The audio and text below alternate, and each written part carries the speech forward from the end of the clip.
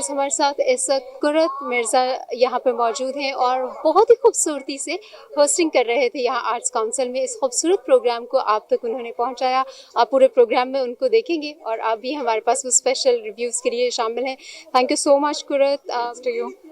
बहुत अच्छा लगा हमें आपकी बातचीत सुनकर और जिस तरह से आप प्रोग्राम को आगे बढ़ा रही थी, इट वाज वंडरफुल। अच्छा कुरत, आपको आज आप प्रोग्राम को होस्ट कर रही थी, बहुत सारी बातें हमने सुनी, बहुत सारी ऐसी दर्दनाक बातें जो एक्चुअली हम बाज़-औक़ात हम सुनना नहीं चाहते, लोग सुनना नहीं चाहते, मगर वो हमें बोलनी पड़ती हैं। हमें अपने बियॉन्ड आवर कल्चर भी हमें चीज़ों को देखना पड़ता है। इन सारी बातों पे आज आप क्या कहना चाहेंगी? ख़वातीन अपनी बराबरी की हक़ूक़ की जंग लड़ रही हैं, वो सिर्फ ये बताना चाहते हैं कि वो सिर्फ एक इंसान उनको पहले कंसीडर किया जाए। आप प्लीज़ बताइए कि आप क्या कह रहे हैं? देखिए, एक तो ये विमेन पीस टेबल का 8वां साल है। हमने पहला जो पीस टेबल किया था वो 2015 में था और ये तहरीक निस्वा और ख़ास तौर पर शीमा किरमानी करती हैं और हम उनके साथी हैं, हर वक्त उनके लिए मौजूद हैं। आज का जो पीस टेबल था उस पर बात हो रही थी गुरबत और उसका कनेक्शन फेमिनिज़म या सिनफी सियासत से इसका क्या कनेक्शन बनता है। और मेरे ख्याल में प्रोग्राम अगर कोई लेके चला है तो वो स्पीकर थे जिन्होंने अपना कंट्रीब्यूशन दिया और इतना इम्पोर्टेंट इशू है उसके ऊपर उन्होंने बात रखी। आज हमने बात की न्यू लिबरलिज्म जिस तरह रोल प्ले करता है और पसमानदा तबकों को मज़ीद तर पसमानदा करने के लिए। और देखें, एक बहुत क्लियर चीज़ जो मेरे ख्याल में सामाईन को बहुत आसानी से समझ में आएगी, एक खातून है जिनको फिस्ट्यूला जैसी बीमारी हुई है, 14 साल की उम्र में उनकी शादी हुई जिसकी वजह से उनको कुछ चीज़ों की फेस करना पड़ा और वो जो कम उम्री की शादी के नतीजे में जो बीमारी उनको लाक हुई उसके लिए उनकी पूरी ज़िंदगी की जिद्दोजहद है जो आज उन्होंने अपने साथ शेयर की।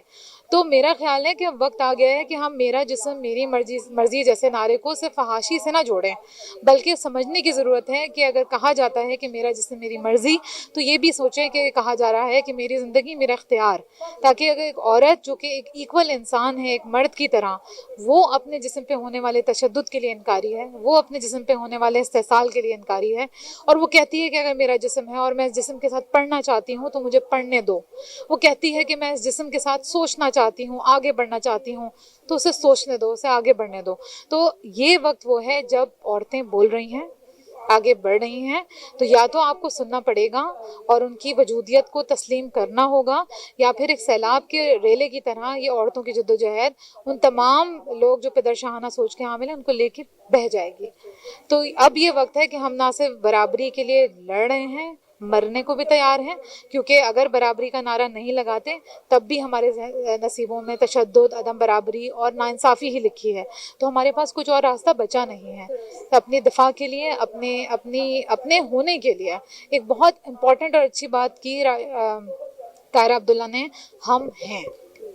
सिर्फ औरत का ये कहना है कि हम हैं, ये बात रियासत को भी माननी पड़ेगी और रियासत में रहने वाले उन अनासर को जो पिदरशाहाना सिस्टम पे बिलीव रखते हैं, जो जागीरदाराना सोच पे बिलीव रखते हैं, जो सरमायादारी को तक़वियत देते हैं, वो सब सुन लें कि हम औरतें कह रही हैं कि हम हैं।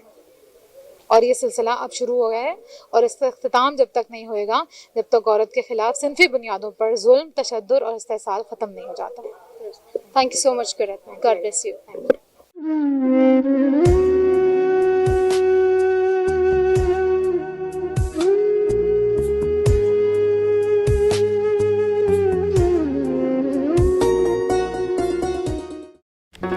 Do not forget to like the video, subscribe BTL TV, and press the bell icon to receive notifications.